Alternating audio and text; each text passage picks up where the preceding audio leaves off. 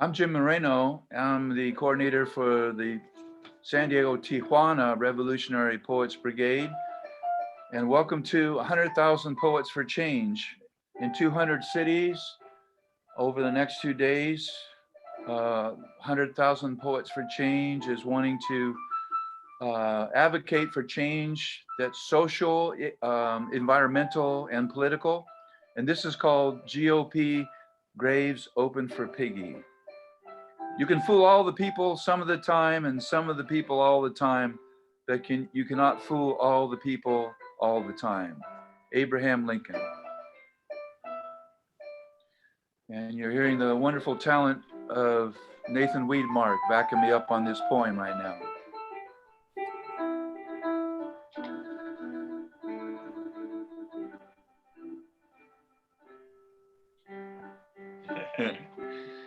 Thomas Jefferson is gone. Honest Abe is gone. General Ike is gone. Nowadays, the current GOP hollows out their memory, cuts out their policies, degrades their dignity. Jefferson opposed the main voice of Alexander Hamilton. Tom Jefferson feared that a dominant power might lead to an animal farm, pigs in control of everything and everyone.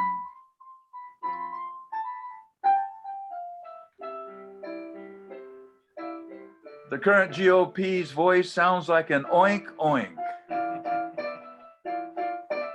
Listen, there it is again. Oink oink. Tallahassee's Black Mare Gilliam had a grandma that taught him that you shouldn't wrestle with a pig because you're both going to get dirty. But the pig likes it. Sad he's not the governor of Florida. The current GOP is slowly dying. It will eventually cease to exist. Oh, they'll still call themselves elephants, but they'll have no grist. No grist. Have you ever heard the death breath of a pig? Listen. It'll soon sound like the stink of lies. Misinformation, misspeaking, attacks with groundless, twisted, rotten road apples. My America stood up in California last week. On September 14th, 2021, we voted no on recalling our governor who was following science, saving a lot of lives in a pandemic. With an overwhelming defeat, the GOP began to shovel the last muck of its grave. A loud, small minority tried to buy an election, flooded the airwaves with smut. I like that word, smut. Nearly 70% of my America said no, we'll keep our governor, who's no saint, but he's also no Republican. Wherever Jeffersonian Republicans are now, they have bright, shiny smiles.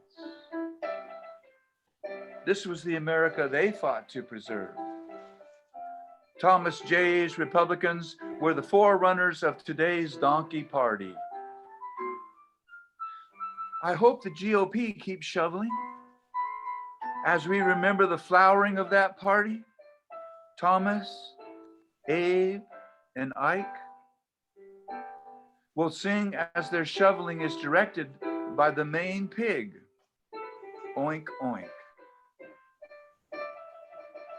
Where have all the flowers gone? Short time passing. When will they ever learn? When will they ever learn?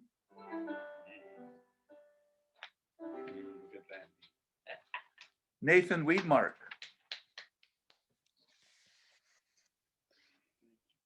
On the keyboards. And we always want to remember Liz Fest, the foundation that he and his wife Anita direct after their daughter Elizabeth was killed in a car crash when she was 19. And he and his wife founded Liz Fest to give scholarships to young people from all cultures who want to have music lessons. So today, there's two things going on.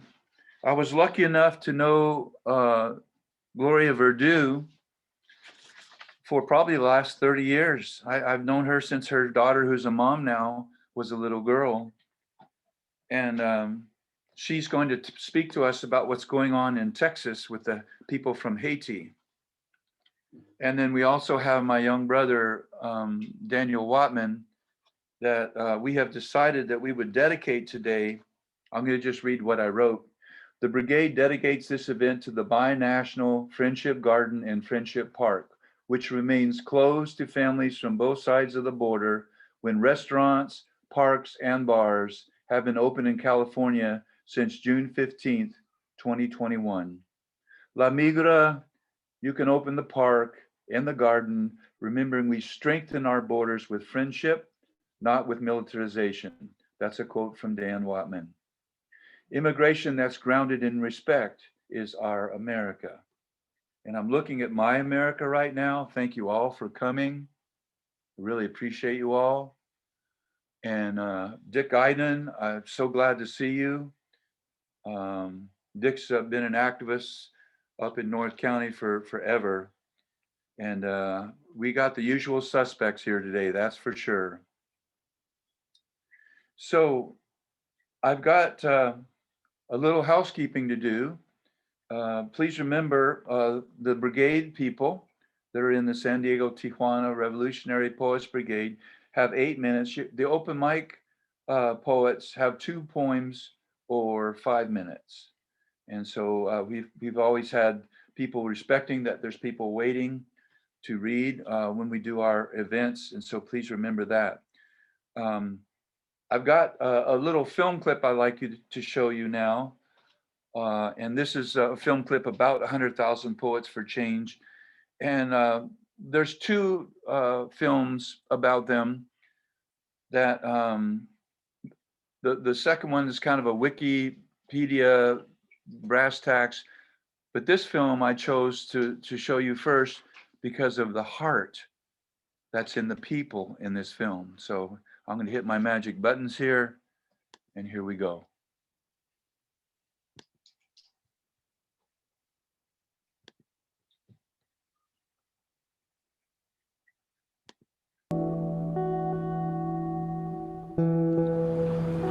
Nothing in what he's read that I don't agree with, including his point that those in our town who can tell the difference should do what they can to become the patrons of the local artists who try to be loyal to the highest standards while fashions roll into town and out again.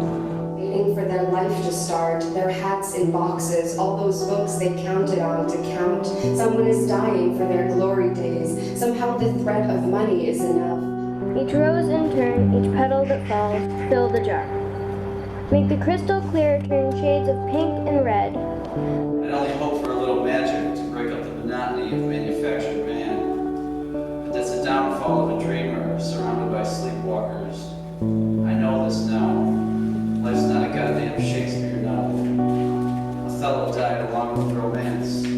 Remembered by millions as lumps of flesh and bloody textures.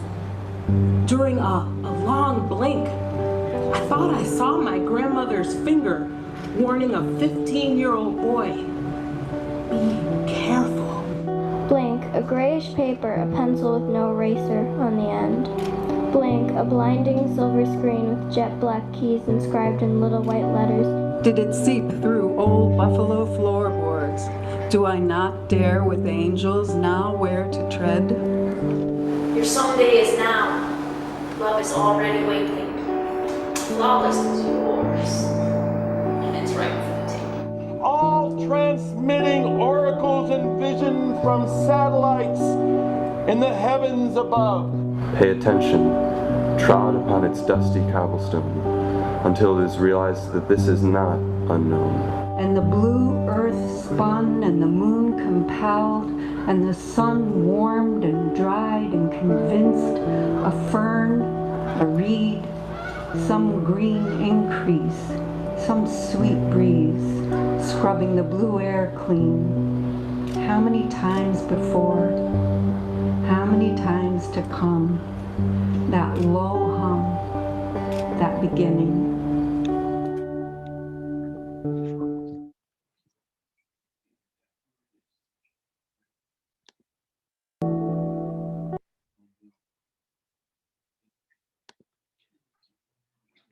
Cesar Chavez once said, "We cannot seek achievement for ourselves and forget about progress and prosperity for our community. Our ambitions must be broad enough to include the aspirations and needs of others for their sakes and for our own.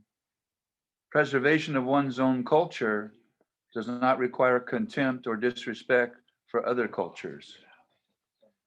So I'm very proud to introduce our first poet today. He came to San Diego Writers Inc. um, Zoom event, and I was just so impressed with how he wrote, but by his voice and how he read his poems. And I asked him if he would be like to come to one of our events, and he said yes. And then I asked him if he would like to be a member, and he said yes. He comes to us with a lot of dignity as a professor at Baylor University in Texas. And this is a very talented Julio Aguilar. Thank you, Jim. I'm going to read two short poems in English and Spanish. Medianoche. Los pensamientos, hoy perdidos, en la eternidad de mi noche buscan su cauce, su destino. Llega de unos gatos la cópula de lejos hasta mis oídos. Ya por debajo de las sábanas, más helado se vuelve el frío. A través de un terco reloj, muy lentamente me aproximo a los latidos del silencio más rotundo y definitivo. Custodiando en la oscuridad, antiguos fantasmas amigos con su pasado ríen, saltan, dan un salto desde el olvido. Entonces enfrento la noche, armado de mí mismo, y empiezo después a escribir. Midnight. The thoughts today lost in the eternity of my night seek their channel, their destiny. The sound of distant cats coupling reaches my ears. The cold is suddenly harsher, now beneath my sheets. Through a stubborn clock, I approach so slowly the heartbeats of a final and most emphatic silence. Watching in the darkness, old phantom friends skip and laugh with our past and leap from their oblivion. Then I face the night, armed only with myself, and at once I begin to write. Entre paréntesis, vengo de donde no he estado, aún siento los trotes del camino y escucho los ecos del ayer. Pero las sombras de las sombras, sombras son. Prefiero escuchar el silencio, es quien sabe mejor de la vida. Salgo a la puerta y atónito descubro lo que sucede afuera. Nada de nada revoloteando. Me pregunto entonces, sabiendo de antemano la respuesta, si eso es la vida. Un insecto que aplasto junto a mi cara me lo aclara todo, mientras la voz del libro que dejé empezado desde mi cuarto me llama. Llego al sitio de donde nunca partí. In parentheses, I came from where I never been. I still feel the bounds of the road and hear the echoes of yesterday but the shadows of shadows are shadows still. I prefer to listen to silence, which knows the best part of life. I go to the door and am astonished to discover what happens outside. Nothing spinning around nothing. And so I ask myself, knowing the answer ahead of time, if this is life. I squash a bag on my face. Everything is suddenly clear, while a voice from the book I had begun calls to me from the other room, and I return to the place from which I never left. Thank you.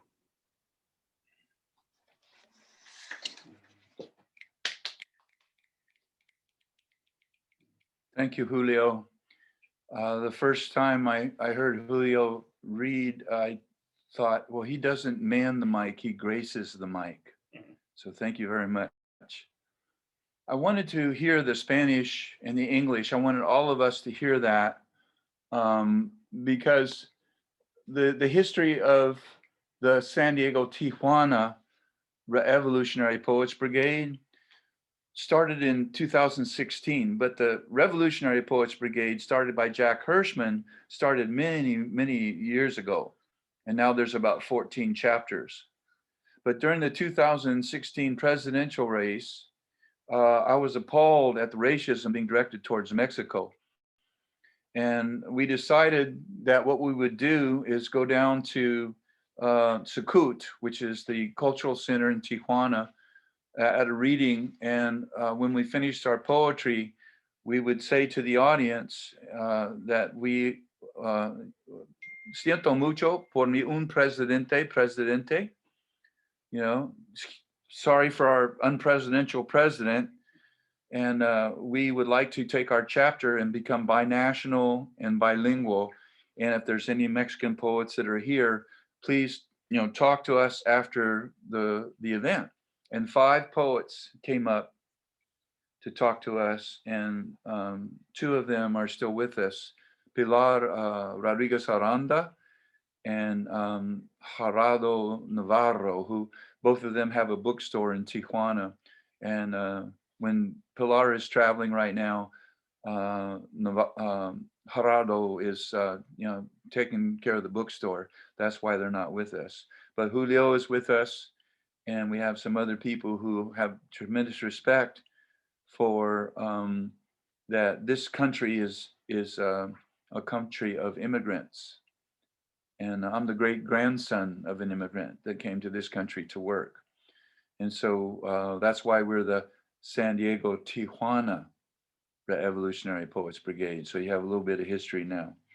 So I'm going to call up my sister now, who is director of sociology, a professor of sociology at Cal State San Marcos, who's really busy right now with the Professors Union. And so I really appreciate her carving time out to be with us. She was the slam poet of San Diego back in the 90s. And a lot of her students that I know that have been in the poetry movement have used poetry as part of a master's thesis. And she really welcomed that with them. I love the way she lives her life. She's a new grandma. So this is Grandma Sharon. Thank you for having me. Can you hear me okay? Yes, ma'am. All right, I'm going to do 3 short pieces. The first one I shared with you recently, Jim, my muse. That bitch been gone for months, just left with no notice. Don't know if she on quarantine or lying on a beach in Nice. Used to be so steady, whispering in my ear like a lover, wrapped around me on beach walks, lazing in the sun on the patio, feeding me, fueling me. Now she only shows up at the most inopportune times, like when I am drifting off to sleep. She wants to roil me with rants or read out every line of delectable verse to force me up, or if I ignore her, to vanish in the night, leaving one scant phrase in her wake when I rise.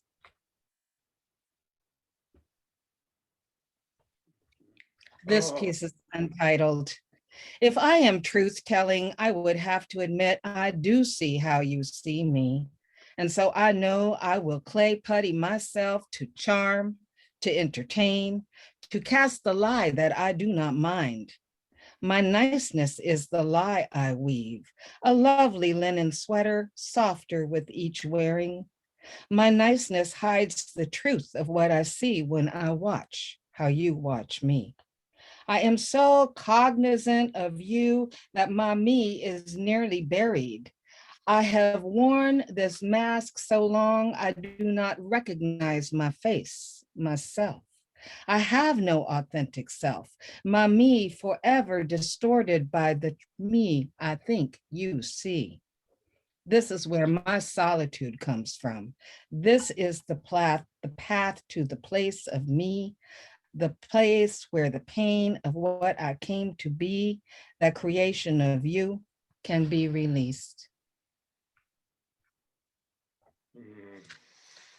And this last one is also untitled.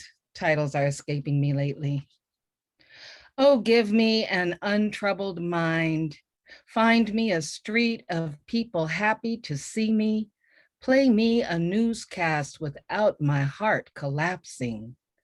Plant me in a country of care and compassion where the sick are freely treated and the elderly are not alone, where children are tended like orchids, where streets are cleared of cars for bicycles and pedestrians, where beaches are welcoming of the Black and brown, where rural areas are free of rifles and rednecks, where family is the work we do and work is the play part of day, where schooling is here, there, and everywhere, and teacher is the highest calling, where the things we need are freely given, and the greedy are driven to learn from the old and young how to share and play together.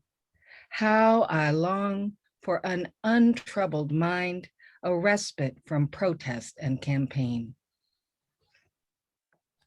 Thank you.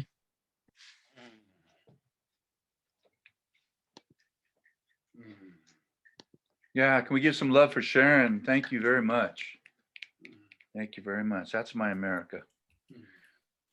So glad to have this young man to speak for the Friendship Garden. I met him at a rally against the Iraqi war back in the early 2000s, and we were at a rally at Horton Plaza, and he had a bullhorn and was doing some chants, and most of the people that know me, I don't need a bullhorn, and so he'd bullhorn and I'd just be loud Jim as usual.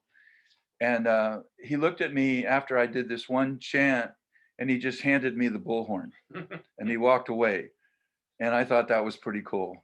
And he is very cool because he cares about people. There's from 1970 to today, 45,000 Mexican families have met at Friendship Park. And it's a place where people that are all tied up in red tape can go and can't see each other too much anymore, but he's going to talk about that, I guess. This is a very dedicated young man, dedicated to one day there'll be no fence there because it's the Friendship Garden. This is Dan Watman. Thank you, Jim. Gracias. Thanks. Thank you, Sharon and Julio. Muchas gracias.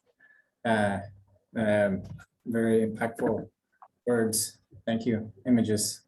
Yeah, my name is Dan Watman, and I'm the coordinator for the Binational Friendship Garden of Native Plants, which is inside Friendship Park, which is at the US-Mexico border overlooking the ocean, those of you who aren't familiar.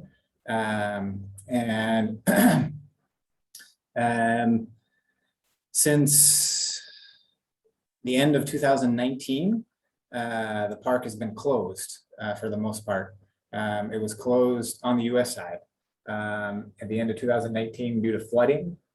And then in February of 2020, it opened a couple weekends in a very restricted way, which is how it has been open since 2012, where they let people, families more than anyone, are the people that use the space in on the US side between 10 a.m. and 2 p.m. on Saturdays and Sundays.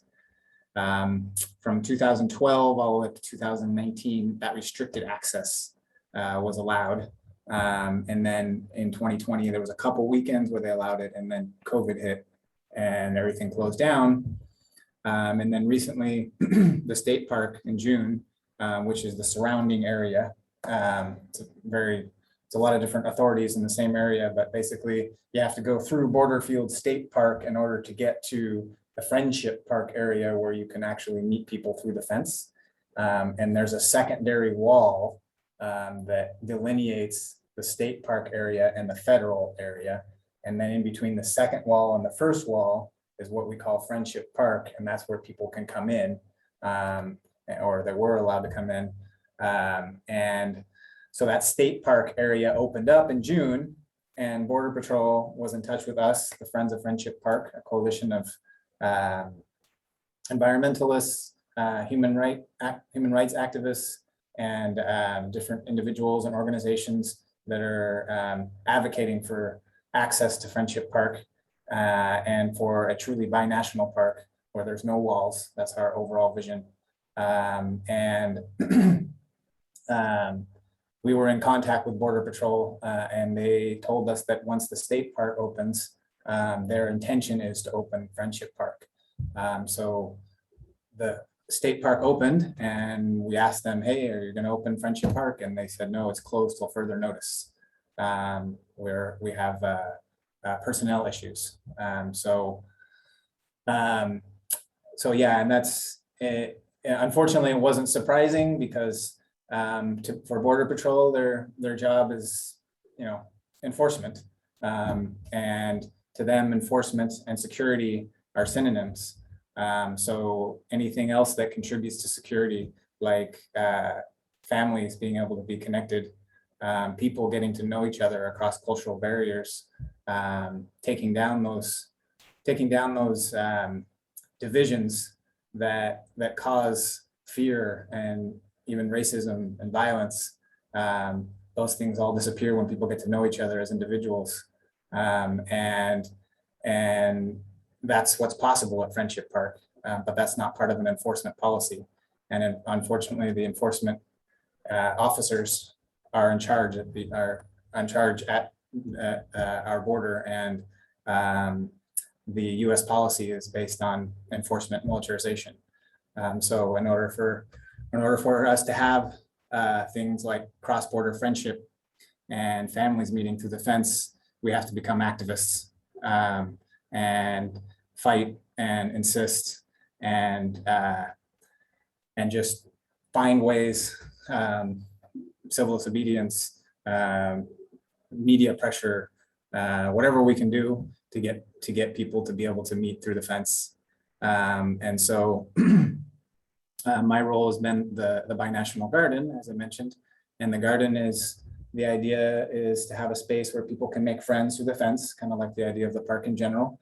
And it's made up of all native plants.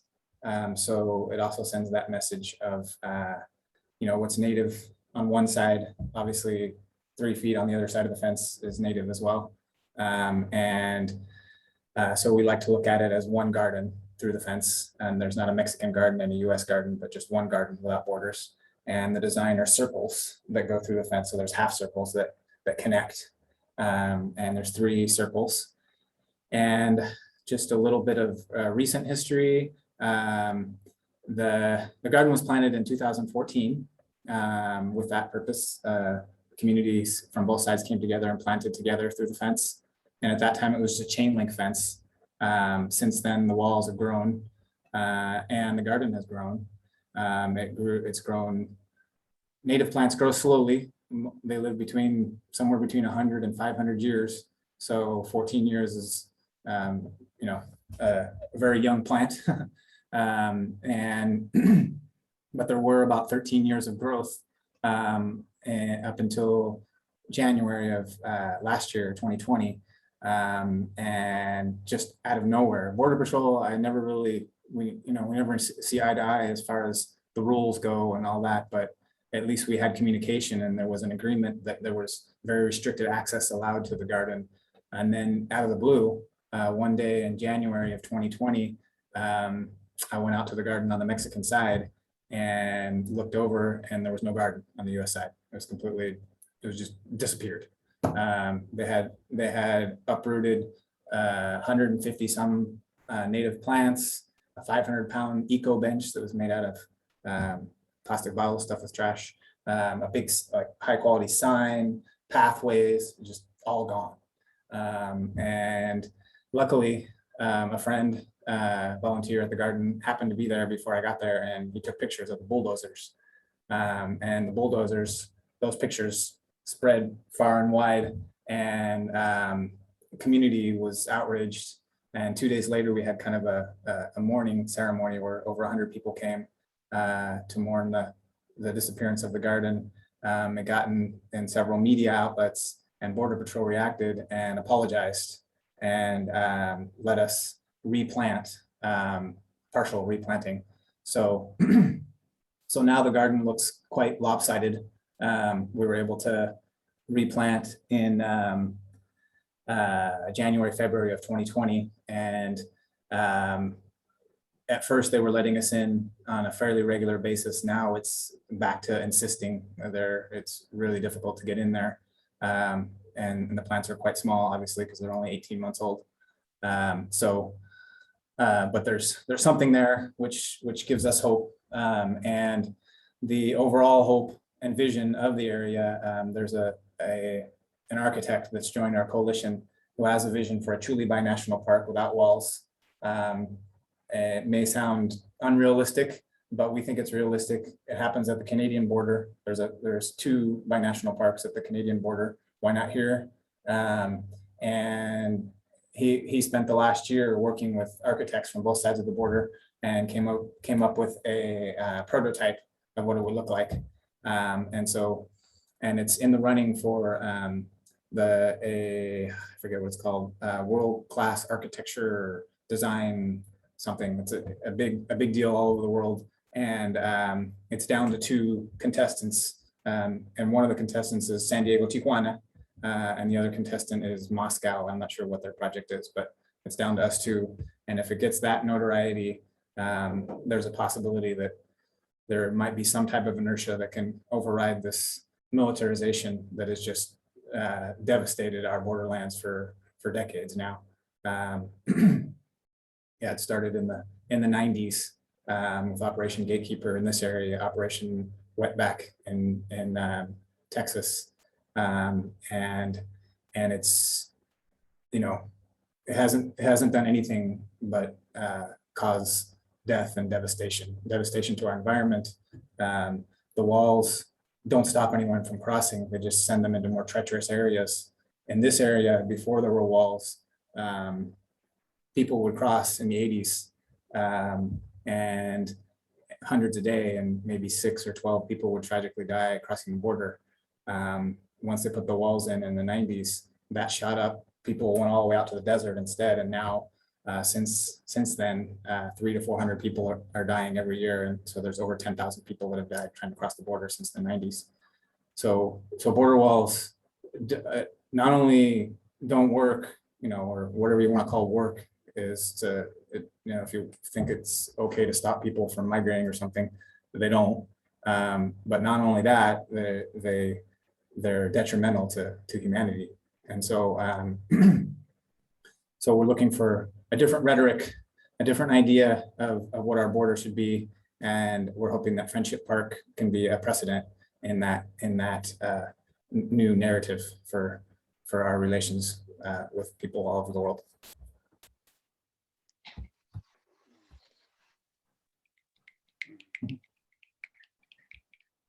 Thank you, Dan. Sure. Thank you for your work. I saw this man on his knees with his hands on his head, being arrested because he took a business card through the fence. And I've been part of a ceremony in the last few months where a lot of volunteers showed up. We put signs around our neck that said "Open the Park." It was filmed, and then we put a gag over our mouth that also had "Open the Park" written. And we walked down to the beach, and we lined up just a little bit from the fence, and we just stood there in silence, letting the filmmaker film us.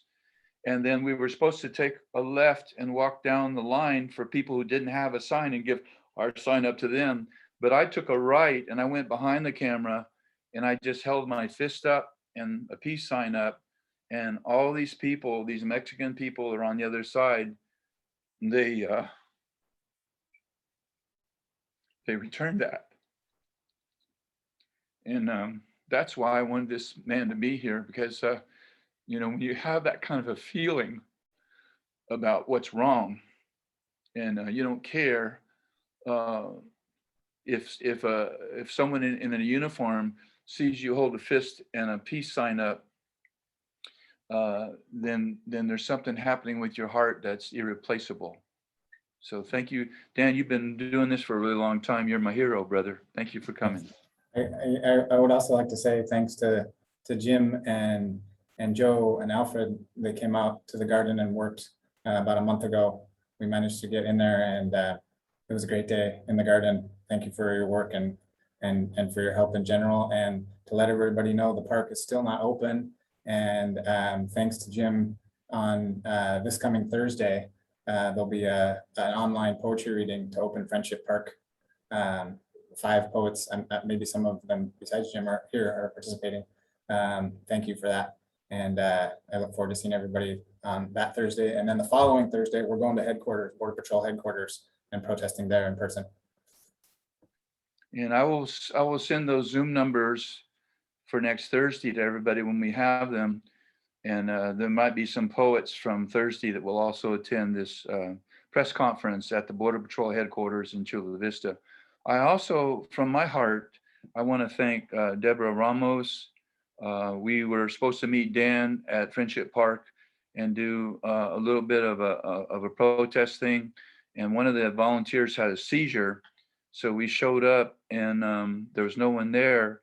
And so Deborah and I did a little ceremony that one day there would be no fences there. And that for the families that are the same families on both sides of the borders will be able to see and touch each other. Deborah, thank you for that day. That was a beautiful day, as long as we don't talk about bicycles. Thank you, Deborah. That was the best day. Thank you, Deborah, and nice to meet you virtually. Nice to meet you too, finally, in real life. Well, kind of Zoom life. The new world. So is Dolores here? I think she's having internet trouble, so we'll save space for her. And one more time, can we give Dan some love, please, for coming and speaking for us? And we hope that when I send out the information for you, you'll feel comfortable going down and working in the garden. It's pretty cool to do, and to talk to the people on the other side, or ask us, what are you doing? And some people speak Spanish only, and so some of our volunteers are bilingual, so you can have a conversation, and they really appreciate us being there and doing what we're doing. So we're going to move on now, and I don't owe this man any money, which makes me really relaxed. This is a Vietnam era veteran, and we are doing a book together called the Activist Poetry Anthology, Selected Poems for Good Trouble. And we are going to have the proceeds for the book be donated to the Border Angels and to the Friendship Garden. So we're not going to make any money off the book. And we have a lot of people that, and some of them are here, that are contributing poems to the book. And Joe and I published a book in May with Mary Cowett called The Selected Poems of Steve Cowett, because this book that we're working on right now and the Steve Cowett book we wanted to put a counter to all the hate and ignorance and the lies and the racism that's going on. And this man is dedicated right down to his bones. This is the very talented Joe Malash. Thanks, Jim. Yeah, today I had a phone call from old Army buddy of mine's sister, and her husband recently passed. And so we were talking about, passing and this and that. And I said to her, it was kind of funny, over a marriage of 30 years, your name changes. When I first married my wife, I was Joe. And then after a while, she called me Mr. Joe to distinguish me from her uncles and her cousins. And then after a while, she just called me Pinchy Joe, which is Spanish for handsome Joe.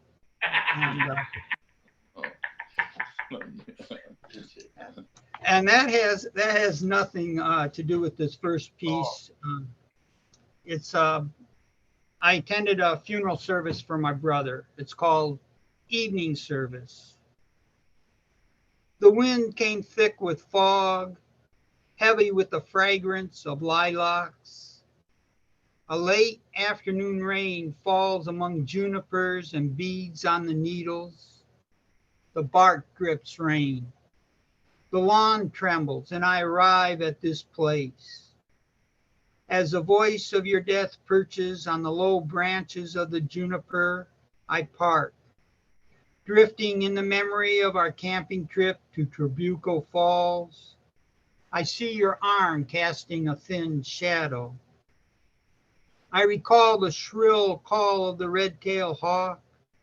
You said, I want to grow old, fat, and use a cane as Foxy Grandpa did, walking through his small apple orchard. Then the lone yucca creaked. Its pale yellow petals had turned brown, brittle, and fallen between the spaces of the plant's needles. Now the rain darkens the graveyard. The stones form a pattern with the gray bark and the new leaves of the sycamore. The swallows nest under the rain gutters of mausoleums.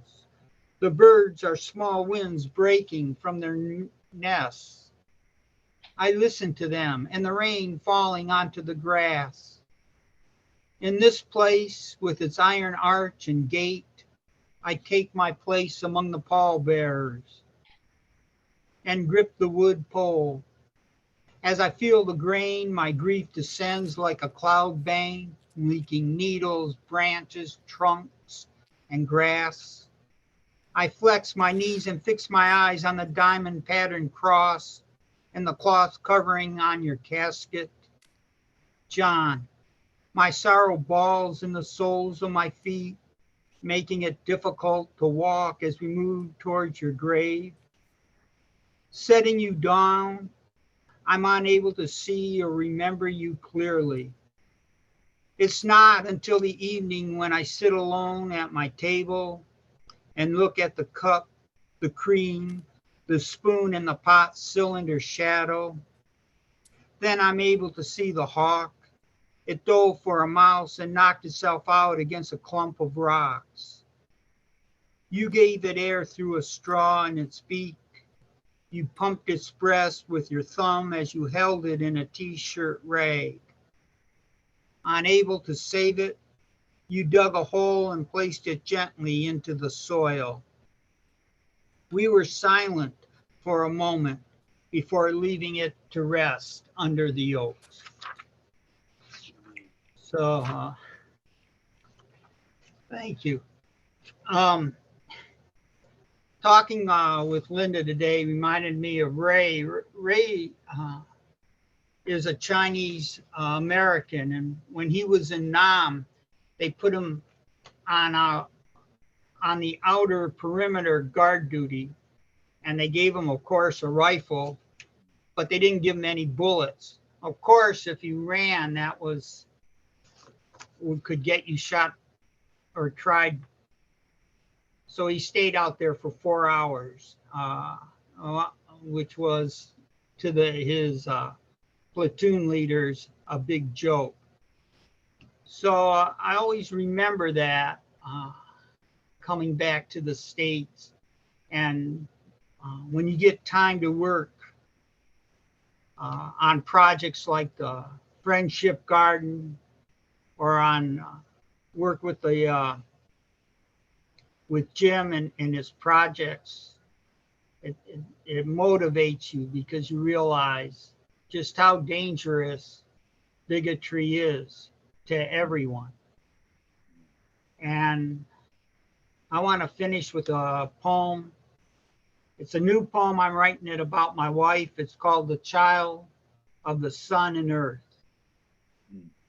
Under the sun, an ear of corn flies a brown silk flag of the earth. Add water to ground corn, and a tortilla is born, a child of the sun and soil. My wife was also a child of sun and earth. Her brown, golden eyes light up when she mixes masa.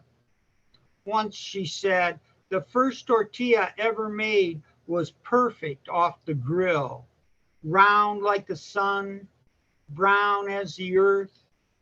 Since then, multitudes of women have made millions of tortillas, and they grow into a sacrament. Now, when women make tortillas, their prayers for the family. Joe, these are the prayers I said for you. Patsy, after your death, I try to explain the best I can why my body is uprooted, how my eyes remember you, and where all the space within my heart comes from. Thank you.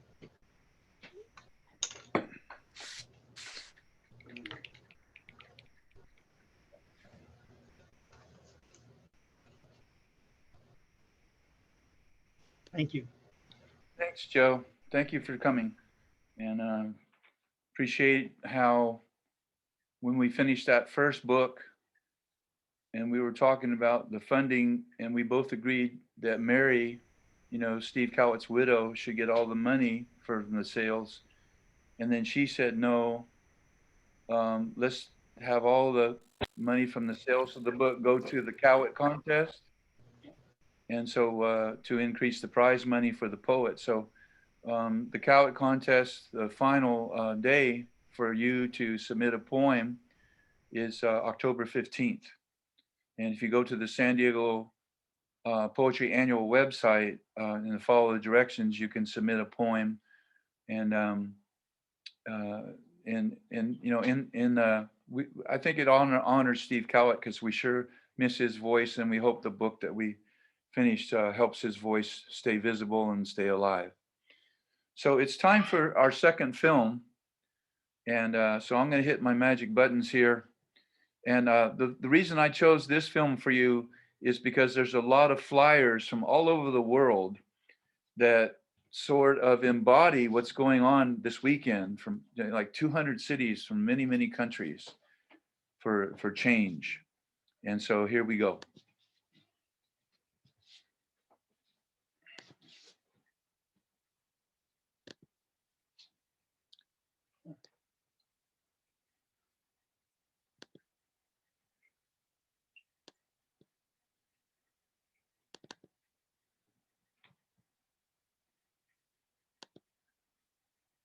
"100,000 Poets for Change, or 100TPC, is an international grassroots educational organization focusing on the arts, especially poetry. And we need to show your screen. And the literary arts. It was founded in 2011 by Michael Roth. Al, are you trying to say something? Yes, sir. You need to show your screen. Oh. Okay, let me start it. Let me thank you. You can't see it, can you? We're looking at your face. We're looking at your face. Sorry. Okay, let's start that over again, because I think I hit the wrong button. It's okay. So that's the genius. You just heard the genius's voice, and I'm the idiot. I am the cyber idiot for sure. Let's see what we can do here. Okay, let's do this. And let's start over.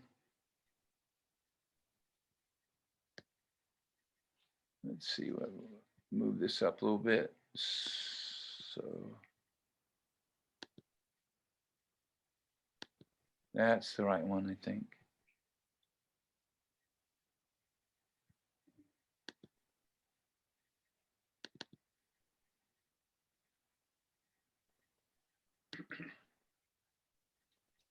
Can you see that now?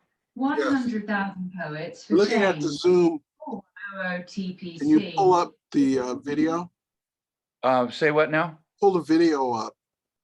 Oh. So we're looking at your Zoom. We're looking at the website. We're looking at the Zoom website. So Okay, can you see that? Can you see that now?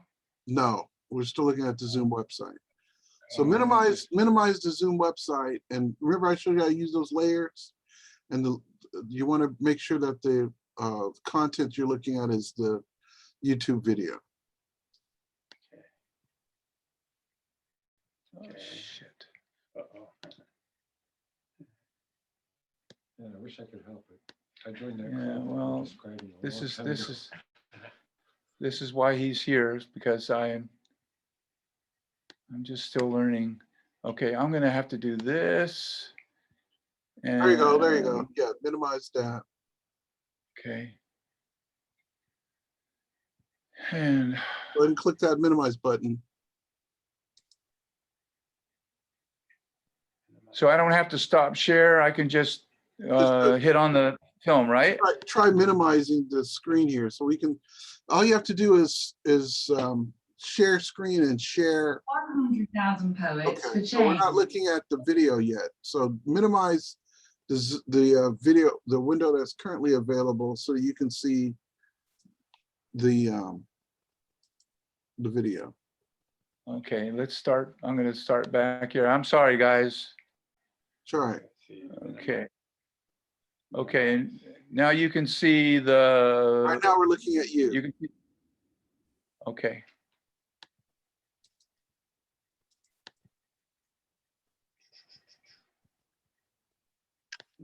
All right, there we go. Wow. There you go. So now there it is. Pull up your video right there. Okay, hold on. Just type in the address of the video. Do you know where it is? Click right there. Click in the address. Wait, just go back. Go back to in the address window, go to YouTube.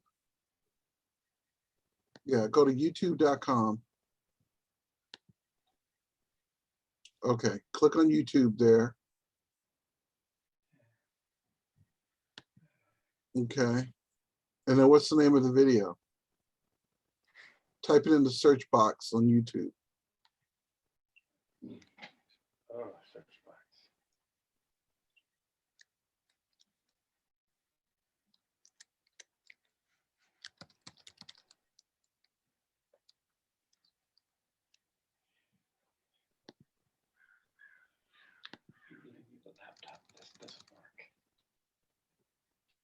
This is the next tab over. Wikipedia 10,000 100 poets, 100,000 poets for change. Is it? I clicked on the wrong deal. It'll come back up just a second. All right, go ahead, take your time.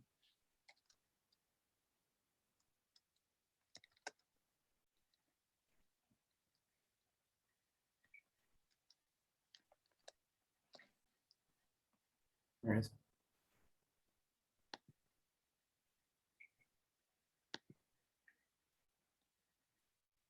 Can you see? 100,000 poets for change. Can you see that okay? Yes. Okay, here we go, folks. Thanks for your patience. ReEvolutionary is an international grassroots educational organization focusing on the arts, especially poetry, music, and the literary arts. It was founded in 2011 by Michael Rothenberg and Terry Carrion, and focuses on a worldwide event each September. History. 100,000 Poets for Change was initially conceived by Michael Rothenberg and Terry Carrion in March 2011 as a worldwide set of events to take place simultaneously on September 24, 2011. Literary event organizers volunteered to host associated events in their own cities or schools. On September 13, 2011, the city of Santa Rosa, California, declared September 24, 2011, to be 100,000 Poets for Change Day, and Stanford University offered to archive all documentation and audio-visual records of the event posted on the 100TPC website. Ultimately, 700 events in 550 cities in 95 countries took place on September 24 in conjunction with 100TPC, and the event was described as the largest poetry event in history. Considering the series of events to be a success, Rothenberg and co-founder Terry Carrion decided to pursue non-profit status for 100,000 Poets for Change and establish an annual event in September of each year. Structure. 100TPC was founded in Guerneville, California, but most organizational tasks are done by individual organizers of local events. Event organizers in individual cities volunteer to create an event in association with 100TPC. The organization's central office then publicizes the event through its website, social media outlets, and conventional press releases. The relationship between most local organizers and the 100TPC headquarters remains informal, conducted primarily through email. Organizers do not become officers or employees of 100TPC. Organizers can communicate with each other through the 100TPC Organization and Communication Hub, a Facebook group available to 100TPC event organizers, where they are encouraged, but not required, to work together and to learn about each other's events to help develop event ideas. Local organizers, then, have full control over the style and structure of their events. Their only obligation is to register their event with the main 100TPC website. Some events are free, others charge an entry fee and donate proceeds to charity. Most 100TPC events take place in September. Each year, the central organizers pick a Saturday in September as 100,000 Poets for Change Day, and focus their publicity on that date. Some organizers choose to create 100TPC events at different points throughout the year. The concept of change in the name 100,000 Poets for Change refers to social change, but is otherwise broadly defined and dependent on the definitions of individual organizers or poets. 100TPC events do not necessarily share political or philosophical orientation. The 100TPC website describes the change as having only to fall within the guidelines of peace and sustainability. Upcoming projects. In 2012, 100,000 Poets for Change Day event took place in a number of cities across the world, including in countries like India, Iran, United States, England, etc. The final event will take place on September 29th. It is scheduled in coordination with 100,000 Musicians for Change Day, a new initiative from 100TPC. Future plans involve raising funds to help poetry, music and other arts organizations worldwide organize peace and sustainability events. Official website.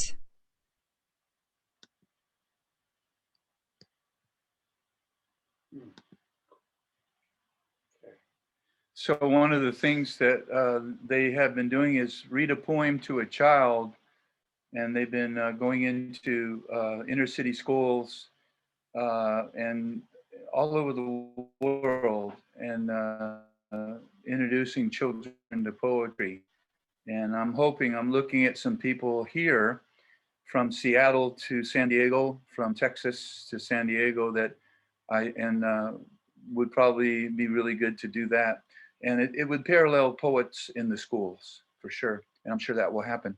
So now we do have a speaker from Texas. She's living in Dallas right now. And she has a long history of activism. Mumia Abu-Jamal has had her as an advocate ever since he was locked up, and that now it's 3 decades that he's been in jail for a crime he did not do. She was an advocate against the Iraqi war, and she would bring in information that the media would not bring, so we could find out what was going on with that, and it just goes on and on. She's a grandma, and she's my sister, and she's Gloria Verdu. Yeah, thank you, Jim. Can everybody hear me pretty good? Okay, thank you, Jim. Well, I'm going to read the statement from progressive organizations and activists in solidarity with the Haitian refugees. We are calling for protests against the country, protests around the country demanding the Biden administration end state terror at the border and deportations. This is a call for a week of actions beginning yesterday, Friday, September 24th, through Saturday, October 2nd. I was having a conversation, actually I was talking with Jim on the internet. I was sending out the call to Jim, and I called back to him and asked him if I could, if he would share this with this group. And, it's just really, thank you, Dan, thank you, Jim. Thank you to all of you for doing such a great job on activism. So I'm gonna read this statement here. In Texas, refugees face life-threatening conditions and brutal racist terror by US policies and Klan-like Border Patrol agents. Under the direction of the Biden administration, Border Patrol agents, as if playing in a movie scene from Roots or 12 Years a Slave, and bringing to life some of the worst atrocities of the antebellum South, have been caught on video whipping Haitian refugees while invoking Donald Trump's words about their country being a shithole country. You would think that this, a shocking display of white supremacy and criminal racism, would bring at least a defensive reaction from the Biden administration, but no serious condemnations, prosecutions, nor firings have occurred. President Biden and Vice President Kamala Harris maintain a deafening silence. This means that the horror the world has witnessed will continue and possibly escalate if no response is felt from the people of this country and the world condemning such actions.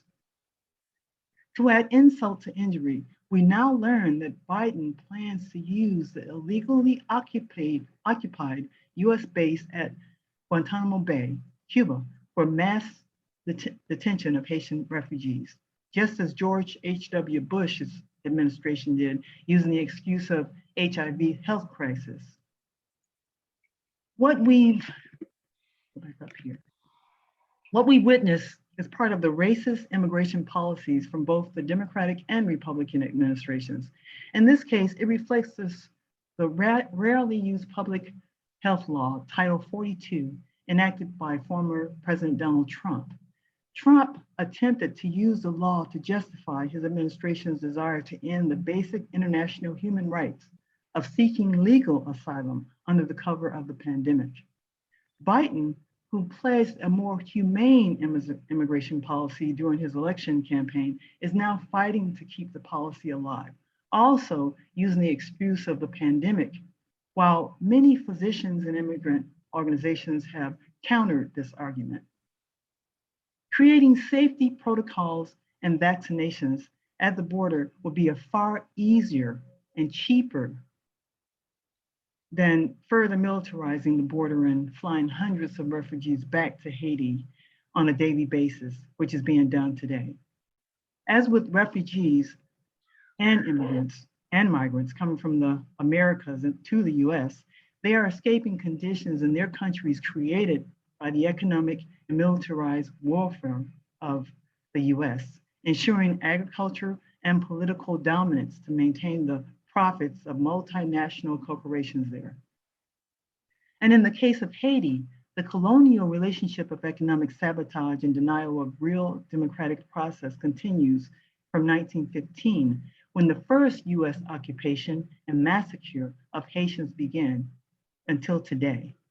In fact, the Haitian refugees coming today are escaping the devastation of an earthquake in a country with little emergency safety and health infrastructure, and political turmoil from a recent presidential assassination that either indirectly or directly resulted from US influence.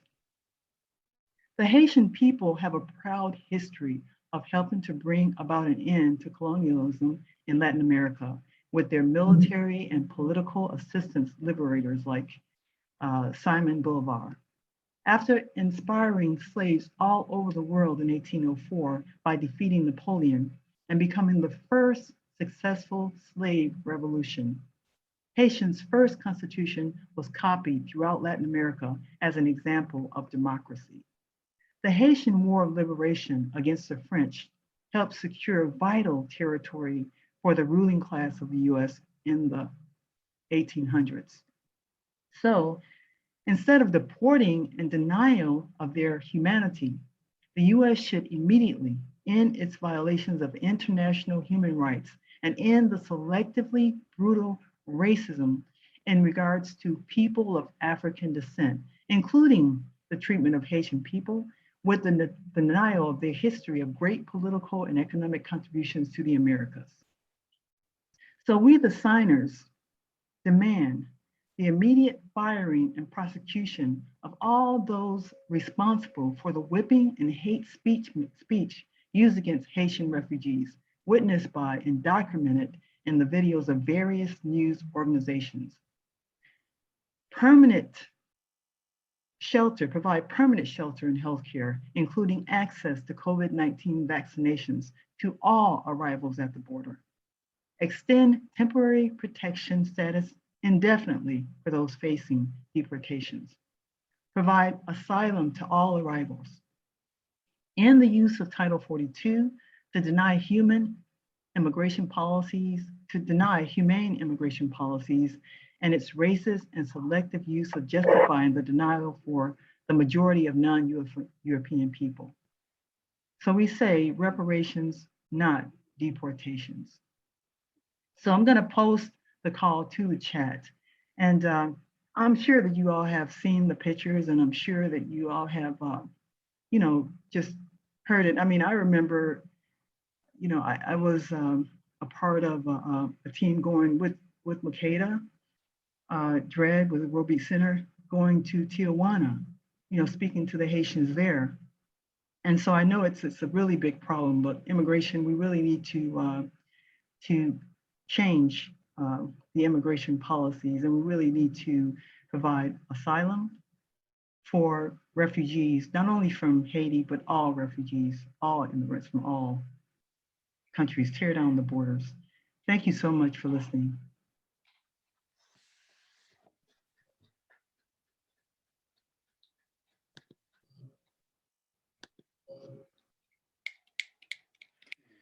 One of the things about Gloria that I've always admired is how when she went to Cuba and when she organized with some other people, union members from all over the world to come to Tijuana for a conference. And I asked her if I could interview this one union representative from Haiti, and he was a very large Black man. He had worked in the fields before he was a union representative, and his hands were just really, really large. And they were having a famine at that time. And I asked him a question about how are the Haitian people coping with the famine? And his intelligence, his creativity, and his politics were part of his answer. He said, "We are hungry for our leader, Aristide. Bring him back to us." Because he had, the CIA had removed the democratically elected president, Aristide, from office during that time. And so I was doing an article for something else, and I wanted to make sure that quote was there. And so I thank you for coming, Grandma. And you're one of my sheroes. I got two grandmas that are my sheroes. Can we give Gloria some more love, please? And we're waiting for Dolores to stop having internet problems, but Leon, I think what I would like to do now is call on somebody who has been the United States beat poet. He's a member of the Brigade, an original member, and when he reads for us, he always gives us a different window, and it's really important that everyone understands, do not ask him to have decaf. This is Chris Vanoy. Decaf coffee.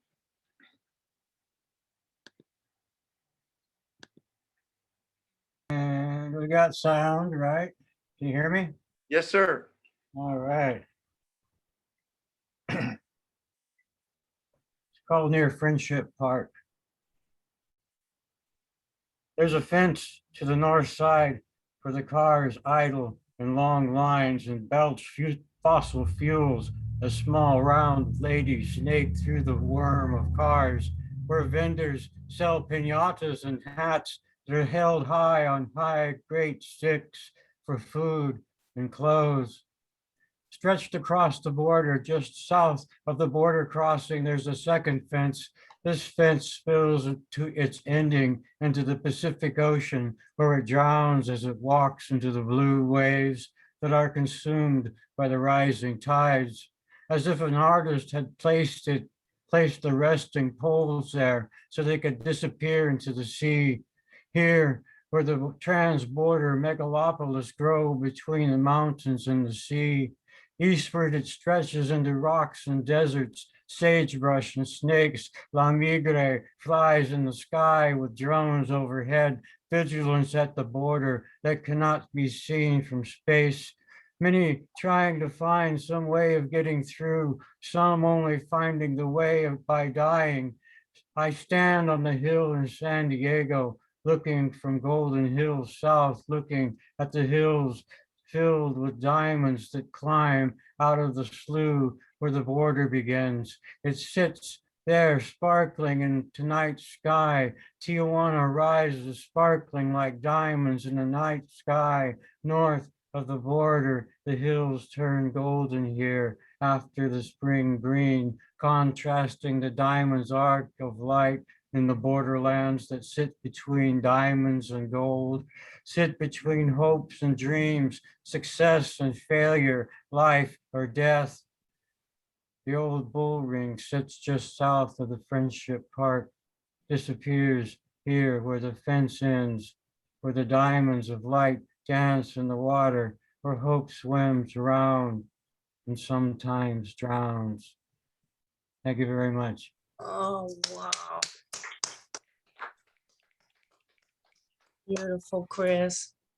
Thank you.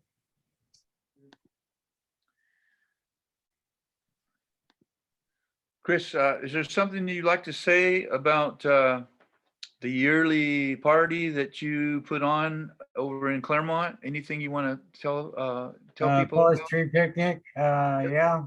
Every year I do a poetry picnic over in Claremont. And I bring the hot dogs and the sodas, and everybody brings everything else and a whole bunch of poems. And there's always a whole bunch of poets there. And what time of the year is that? If you let everybody know, please. Saturday in July, always the third Saturday in July. Or the last. Put that on Huh? Put that on your calendars, everybody. It's really amazing that there's a stage in the backyard, and it makes you feel like you're in a jungle. With with the jungle. There you go. I'm getting a little tired today. So anyway, thank you for coming, my brother, and I appreciate you very much. So we're almost to our open mic. I have one more film clip I'd like to show you. Hopefully with Alfred's help, we'll pull it off. And this film is a local poet who's national now. His name is Rudy Francisco, and the poem is called Rifle. And this is a local poet. He went to not Lincoln High School, but what's the high school that's down the street from Lincoln? I'm forgetting now. It's not Crawford, but it's a high school that's at. What is it? Morse. Morse. He went to Morse High School. He's a graduate of Morse High School, and he is a member of the San Diego Slam team that won first place in the nation. He's the captain of that Slam team, Rudy Francisco, and there was 85 cities in the nation that went to Denver in 2017, and the San Diego Slam team came in first. I think mainly because, or probably because, he was the captain and he organized the team. So let's see how this goes now. I've got my fingers crossed. I also have a genius who's backing me up.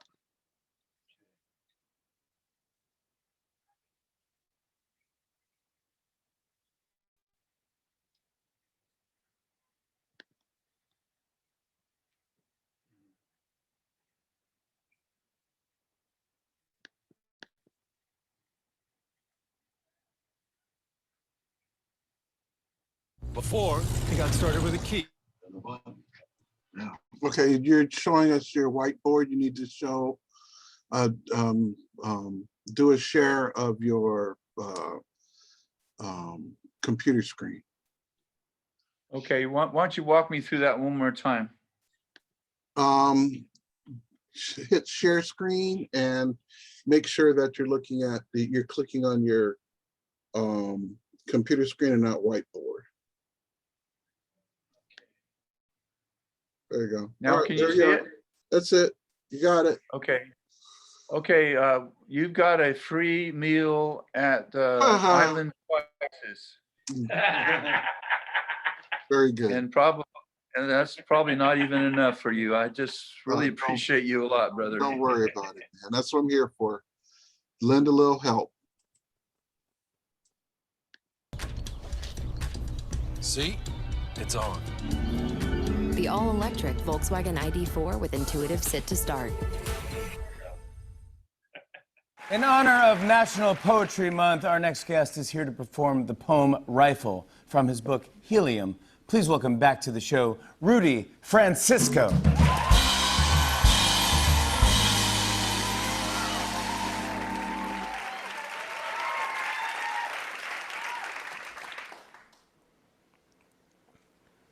And the article says, the Mexican government confiscates approximately 30,000 illegal firearms per year. When the guns are taken, they get dismantled and the metal is used to make other types of weapons that will later be utilized by their military. In 2012, Pedro Reyes, an artist from Mexico City, convinced his government to donate the guns to him, and he turned them into musical instruments. So somewhere there's a tambourine, a drum set, a guitar, all made out of things that were used to take people's lives, but now they create a sound that puts life back into people's bodies, which is to say, a weapon will always be a weapon, but we choose how we fight the war. And from this I learned that even the most destructive instruments can still create a melody worth dancing.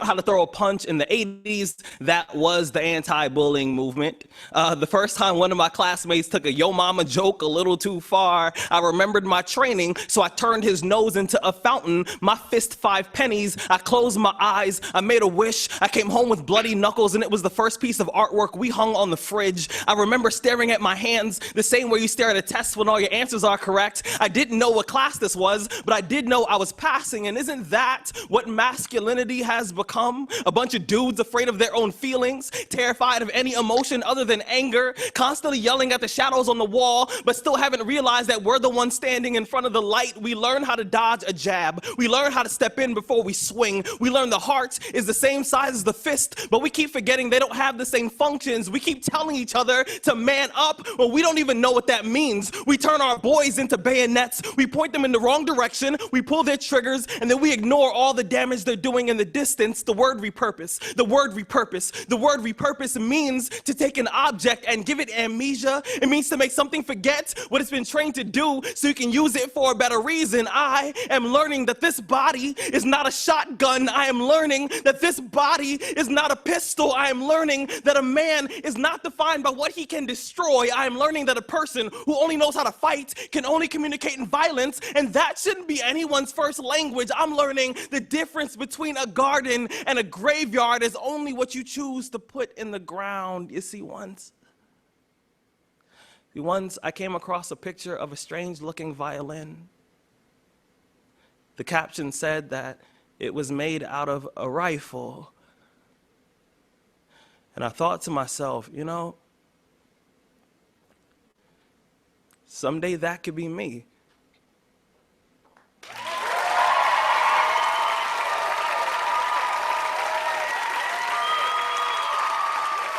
Rudy! You went big time, damn, powerful. Late night TV.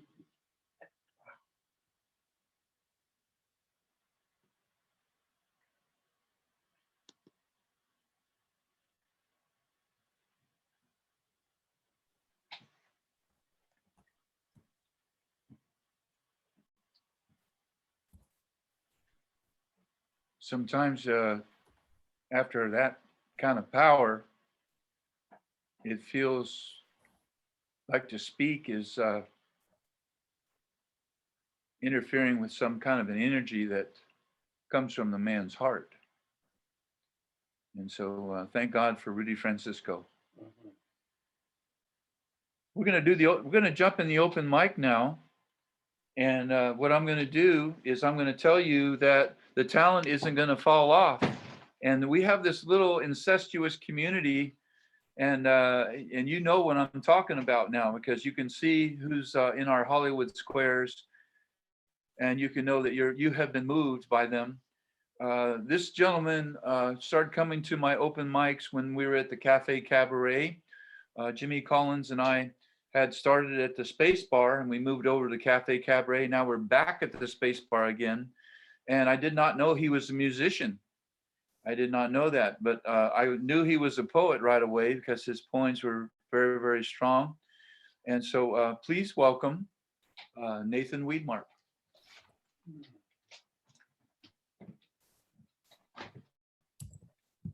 Let me just make an adjustment for you real quick. Thank you, Jim. And there you go. This poem was read more than 25 years ago at the Border Friendship Park by a woman who was organizing what I think was called the Posada. Forgive me if my Spanish is off there. My Spanish, like my memory, is faltering. Like my eyesight too. I should have printed this in bigger print here. It's a true story, that something that my wife observed when she was a piano teacher for the privileged in Del Mar.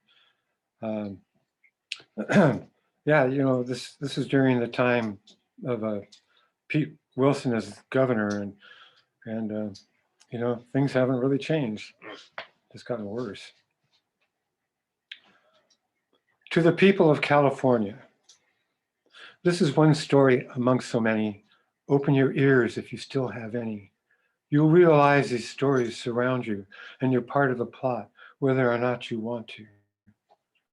She walked all night in the wind and the cold. Her feet were bloody and sandals doled from her employer, who had the audacity to complain about her bitterly.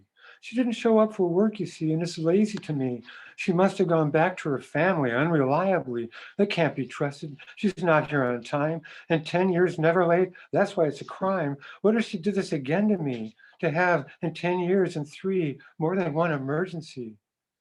This from the home where she did their laundry, cleaned their dishes, the floors, the walls and the halls, the pools, the baths and the toilet stalls, and raised their children like they were her own, because mom and dad were in another time zone. And when they weren't jet setting, they were on the phone, too busy to keep up, being too busy keeping up with being busy, heaping up ever bigger piles of money, treated less like a servant, more like a slave, living in her tiny enclave, following whatever orders they gave. And of course, they never planned or paid for her medical care. Instead, they whined about the cost taxpayers bear of alien medical emergency, their responsibility. And she worked so hard in home and yard, paid by the penny, to be cook and granny, drudge and nanny, and mother counterfeit because she didn't have a green card. They could get away with it. When the railroads were first built, the US opened its doors. No cards checked then. They knew the metaphors, how the smell of the sweat from immigrant pores is a perfume attracting companies and scores, the same sweat that grows and picks and packs the food we eat. With unsafe conditions that are sure to repeat. Higher than any other labor group, the stats concur, injuries and deaths too often occur. Of course, those jobs aren't health insured. Ask a contractor. You hear all the stories, toxic dumping, conglomerate companies, using the sweat to run the maquiladoras, pouring poison down drains, babies born without brains, an environmental catastrophe, and ghettos worse than any in Mexico City. The same sweat is just another recipe of trickle-down philosophy in a land of immigrants who thought it God's destiny to kick the natives out and call themselves free. Whatever happened to the Statue of Liberty? Was she deported back to Lombardy? Big business lures victims to border industry or to cross the line frequently. And that's been mostly how California wanted it to be. But when the economy is daunted, contrary to every study that's vaunted, in a very old game, along comes a leader of fame, looking for someone of color to blame, like the politicians using xenophobic fears, pandering to the ones without ears, the ones with permanent beers, the permanently loud, the light up the border crowd, with chest thumping threats and patriotic fist clinchings, with their own mindset of jailhouse belt cinchings, just like the white boy posses and their Mexican lynchings. Yeah, that's right, they did it then, and they do it again, some of the time in a more subtle way. Over and again, with camera and pen. Look what's been said and done with a cheerful amen about these hard-working men, women, and children. Oh, it's easy to use them, easier to blame them. They're taking their jobs, scream legislator Bobs with hard-nosed tactics while their children take Prozac, driving a Cadillac, drawing Social Security by being drug addicts. Who would you rather have in your country? Someone thirsting in deserts, wanting to be free, freezing in mountains without entry and without shoes, or shoes without a soul, pressed ever further by the border patrol, taunted and beaten, though lying agents say they don't, risking their lives to do the things we won't. But this is one story among so many. Let's open up our eyes if we still have any. We'll realize these stories surround us and we're part of the plot, whether or not you want to. So the INS grabbed her at the end of the day. Fearful and alone, not a dime to phone home. She'd heard of their way, true stories of beatings and rapes in the INS resume. She was trembling when they dragged her up the gangway, drove her down the freeway, dumped her like a stowaway across the border of the New World Order 40 miles away. So she walked all night in the wind and the cold. Though her feet were bloody, her spirit wouldn't fold. Walking a land her ancestors had owned, a border now with a ban, like a refugee without a peace plan. So she walked from Mexico to Del Mar, past ritzy homes built for a czar, 40 miles by street lights and star, on a land like the rest of the old Southwest, where once a palace was a Hogan. She came back because for her, family values is more than just a slogan. She came back to send her money to her struggling family. She came back to work desperately, like a refugee from an economy that is the way it is more than partially because of the greed in our corporate society. She came back because she gave herself so freely, because her love for their children made her more than an employee, because she had taken on the mother's energy.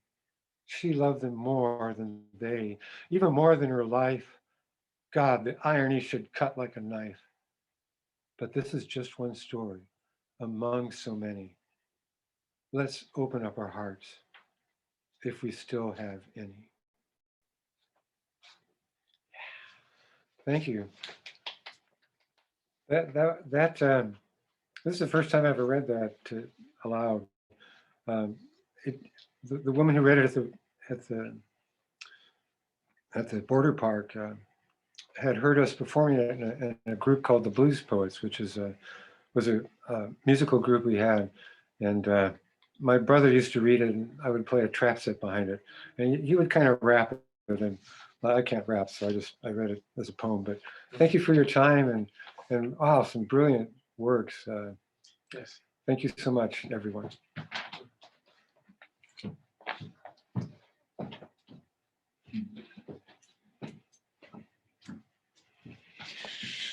That's Nathan Weedmark. Can we give him some more love, please?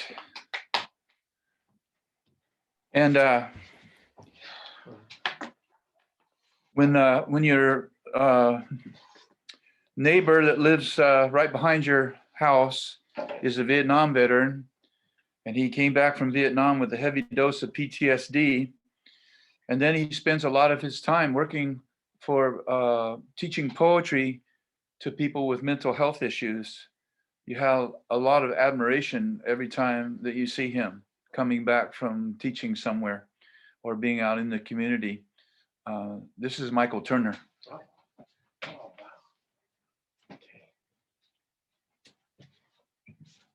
Okay, everyone. Hey, great people.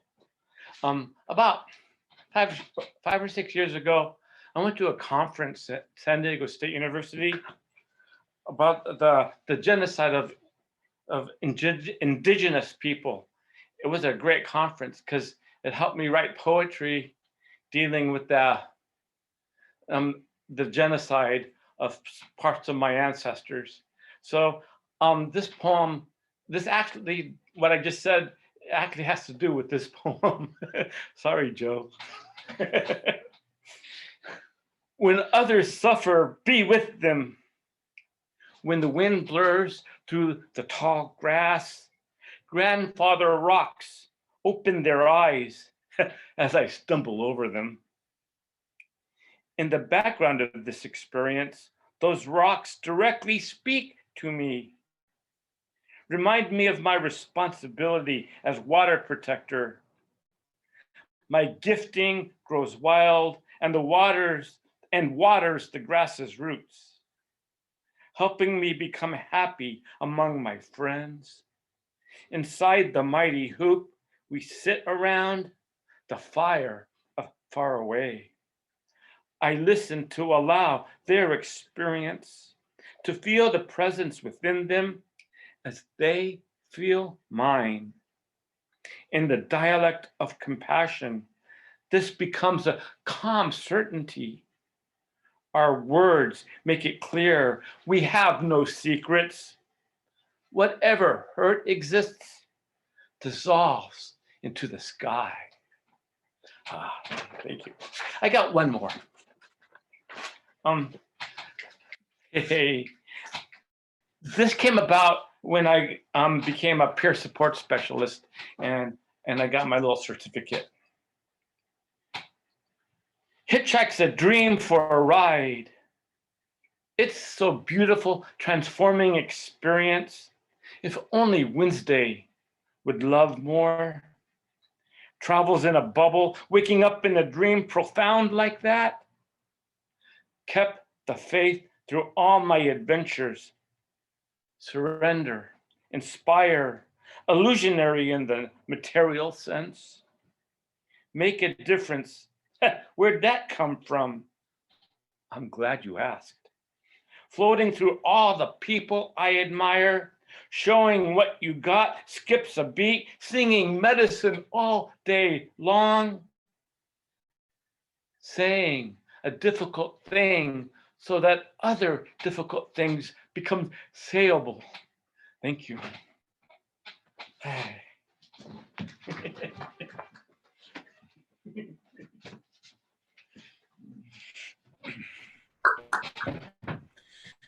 Well, are you getting your money's worth? I hope. My goodness. I just feel really lucky to be with you.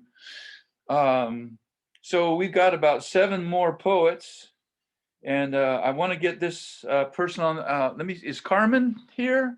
Carmen emailed me from Mexico in a completely Spanish email. And so Dan Watman taught me about Google Translate. So I knew that she was wanting to know if it was okay to do a social justice poem. I said, yeah, it'll be okay. But I don't see her. So this is National Latino Heritage Month, all during the month of September, from September 15th on. And we do have a professor from USD who is from Venezuela. And so Lenora, would you like to read right now? This is Lenora Semenovis. Sure, yeah, I'm here. All right.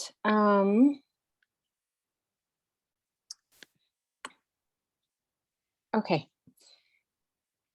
I'm sorry I have my camera off. I just got back from a trip, so everything is like upended and whatever. So in listening to what's happening to Haitians here, we also have that experience in Latin America. They are not treated fairly, and people criticize them a lot, and they use them as an excuse to promote racism and colorism in Latin American families. So this poem was written because of that. It's called Voices. The women in my family iron my curls, fumes of burning hair stiffened by water and heat. No te cases con un negro, don't marry a black man. Your children will look like pan quemado. It's all in the hair, they say. Abuela wearing her red turbante, like the Haitians selling fruit at the metro station. She only takes it off for special occasions. Too much work, and she doesn't need a man, abuelo being dead and all that. I look at my reflection, wondering who I want to be, wondering if I want what they never had. Their voices bring me back. Hay que mejorar la raza, mija. Prune the family tree like an orange tree.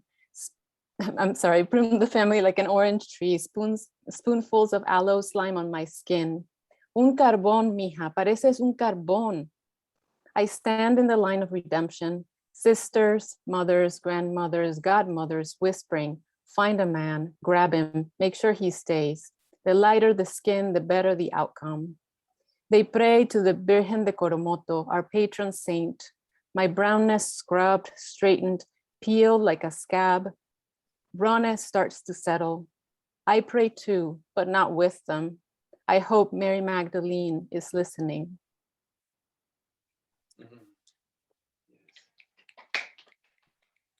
And the second poem is Conversations Between Former Revolutionaries. Caracas, Venezuela, March 2019. Listen, a red beret is not a trend, but a uniform, which is man and gun and maybe a song with the word freedom between 2 front teeth, like mango tendrils. Do you understand?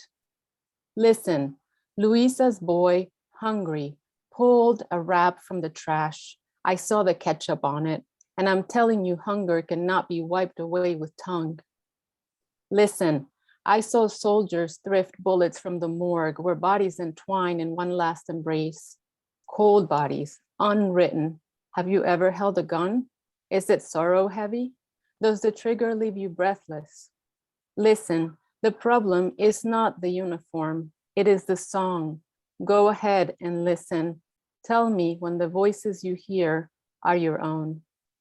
Thank you. Leonora, would you tell them about your book that's going to come out in November, please? Yes, my first poetry collection, Study of the Raft, won the 2021 Colorado Poetry Prize, and it's coming out on November 1st. And I will put the info in the chat if you want to purchase. There's a 40% discount if you buy before November 1st. 40% discount. Thank you. We need you to be in charge of gasoline. Yeah, maybe. They're having the same crisis down there, so not sure. Well, thank you for coming. Thank you very much for carving out time. Leonora was our feature this month at Second Sunday, and she kept everybody spellbound for 25 minutes, and we thank you for coming for that too. Thank you very much. And Thanks for please having look in the me. chat room. You know, I was trained to do this by Jimmy Collins, and he believed that we really, really need to support our artists. We really need to step up and do that. So you heard her, a little snippet of how she writes. You know that she's really a bona fide poet. So please give her some support. And thank you again for coming. And now I got to get another grandma on the mic. This young lady, she's a lot younger than me, and I can remember when I was her age. But we went to Friendship Park, and somebody had a seizure with the group that was supposed to meet us there. So we did our own ceremony there. We went to the seawall, and she read poetry that even the seagulls were listening to. This is Deborah Ramos. Thanks for that, Jim. Riding bikes with you is so fun.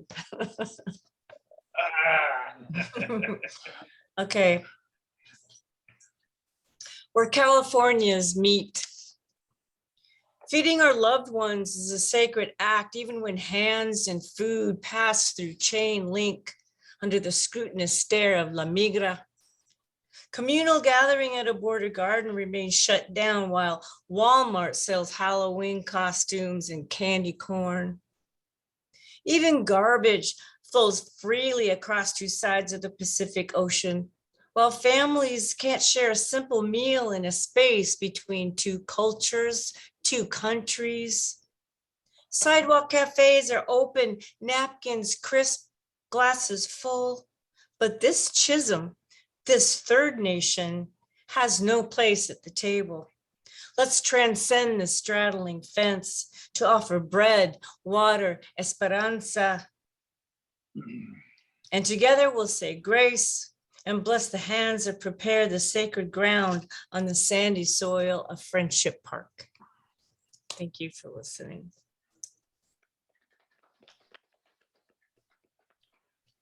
Any of those other poems that you read that day that was just you and I that you would care to read? Oh, let's see. Okay, I'll read Bear Dancer. How about that? Yeah, I've done that. This is called Bear Dancer.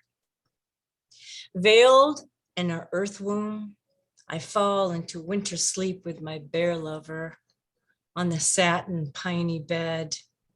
After 5 moons of hearts barely beating, we wake when the sun pours down gold. Honeypaws find blueberries full and ripe. We dance among the trees to call in the spring. Renewed, we are born again into the light. Thank you. All right, all right. This is good stuff. This is really good stuff. Thank you, Grandma. Good to see you here. Chris Ernest Nelson just retired from teaching high school for 2 or 3 millennium, I believe it was. And you will see, if you've never heard him before, you will see that he has perfect diction. He knows how to read, and he definitely knows how to write. This is Chris Ernest Nelson. Thank you, Jim. I am honored to be with this group today. I am Chris Ernest Nelson, and this is My America. I often think of my America and the lives that made her, the men and women who worked themselves to death just so their children would survive. I think of how the blood in my veins is their blood, how the blood on their hands is my blood, and how their tears remain in some mystic way my tears. America is the land of so many unnecessary regrets and far too many aching goodbyes. America is the land of orphans and refugees. America is a gathering of strangers.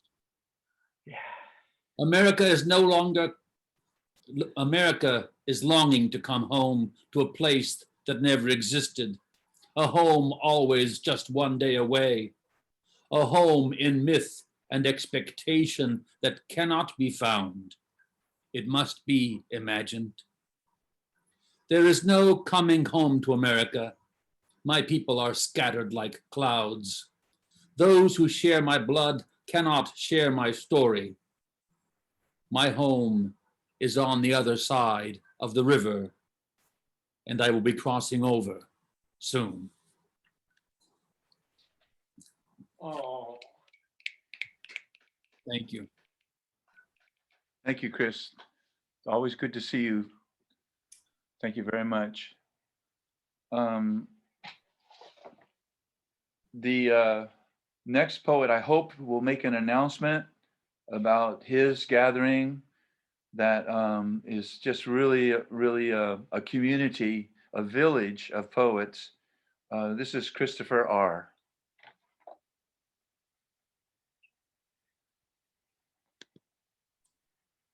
Had turned on my mic. I think it's on. Can you hear me? Yes, sir. Okay. Oh, good. Test. Okay. Yeah.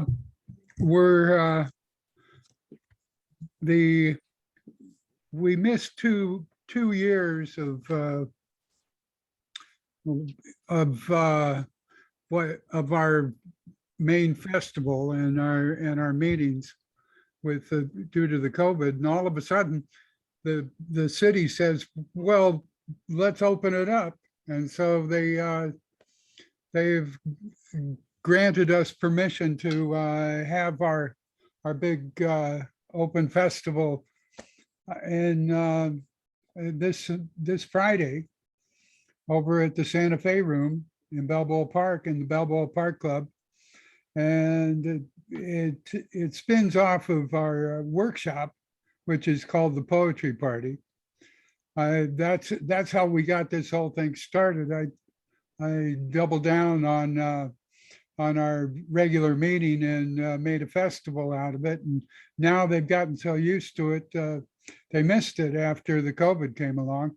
So we're going to do it this Friday at the actual reading, the poetry party. Our meeting starts at 3:30, but then it morphs into a festival that's being hosted by the city at 5 o'clock, and we're going to have a series of short features, and some of which are in this gathering today, and that will be at 5 o'clock, and it's free, and everyone's welcome. And we have an open mic as well that starts at 5 o'clock, and please come. If you just show up, that's fine. But it's over in the Balboa Park Club in the Santa Fe Room, and it's a lot of fun because we get a lot of poets, a lot of different poets that love to share their hearts with us. And I got one or two here that I'd like to share with you. This one's called Recovering from Life. America, it's your fault. I am addicted to a sense of well-being. Knock on wood, if I could or should, need to or not. Whole truth or half, don't make me laugh. Ha, ha. Desire me to introduce you, my darling, dearest, damnedest digression. There's no truth to it if you read my meaning. Losers get found, arrested and bound, paving the path with good intentions, slightly ever, almost never, free feeling and fat, down on the mat, dumbstruck ice hat, just like that. Hey, don't kick that cat. Keep walking the wire, high on desire. Got stuck in the mire, crossing that great nation of Asian, nationalization, itemization, rationalization, victimization, globalization, devaluation. We've changed the station and canceled vacation. Don't touch that dial. Cut to denial. You haven't the time to make an excuse. His behaviors run loose, but you're between friends, veritable pipsqueak amongst mystics. Allow me to compromise your demise, sucker punch your reputation. It's looking quite flat. Let's bump you up. That's where it's at. Look under your hood. Oh, that ain't looking so good. Aha! It's tune-up time. The concert begins. Me, me, me, me, me, me, me, me, me, me. You. No, not you. Me, me, me, me, me, me. Forget you. It's all about me. What? Wait, what am I saying? Forget about. What was I talking about? Oh, well, it doesn't matter. Hey, can I have more? One portion distortion. Oh, that's better.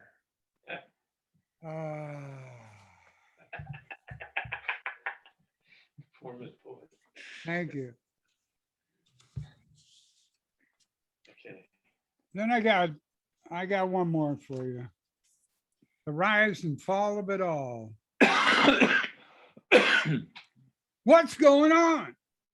What's coming off? Yes, maybe, no, but I'm not going to tell you.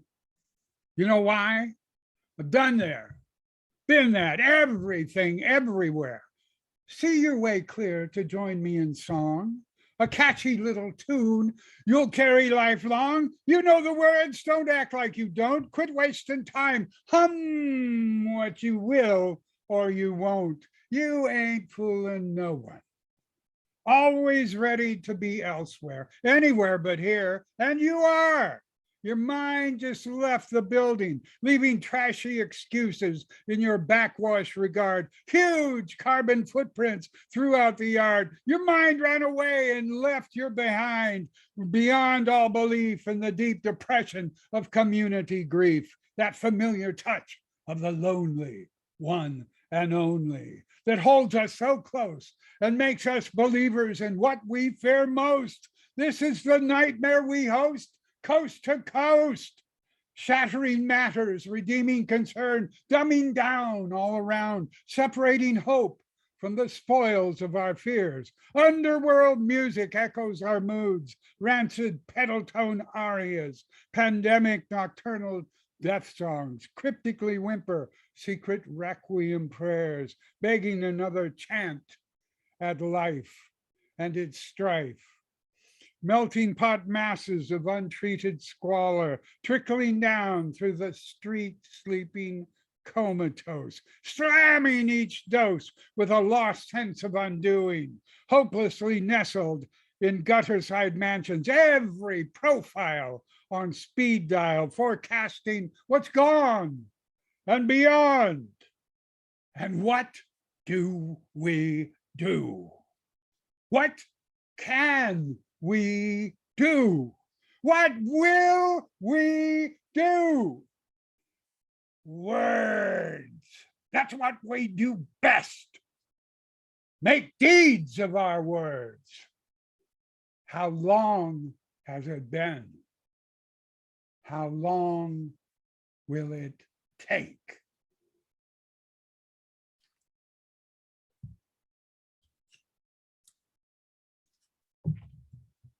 Thank you very much.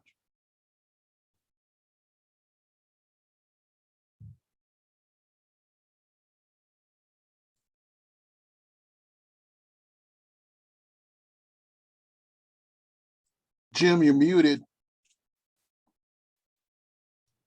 We're down to the last part of our clam bake today, and we're gonna go with the last person in our open mic, unless Dolores showed up. This lady is a very special lady. A lot of the poets in San Diego who are of an older generation, they cut their eye teeth at Claire de Lune, a coffee shop, and she was one of the hosts of 3 hosts that were there. The other host was Mark Cocono, who's in San Francisco now. And Mark and Cheryl really were adept at seeing the fear in our eyes. It was when I had hair, and there was fear in my eyes. And she made us all feel very, very comfortable. She showed us how a host doesn't read a poem after each poet. A host is there to encourage people that are there to read who might be scared to death. And then she's not a bad writer too. This is Cheryl Lateef. Thank you, Jim. Yeah, I actually left San Diego for Seattle, at which point Mark took over the reading. And there were really just 2 things keeping me in San Diego. One of the 2 was the reading, but I decided to take the leap and relocate to Seattle, and I've never regretted it, not once. I love it here. And I miss a lot of things about San Diego and a lot of the people there, but I love where I am. And I have one piece for you today, this afternoon. And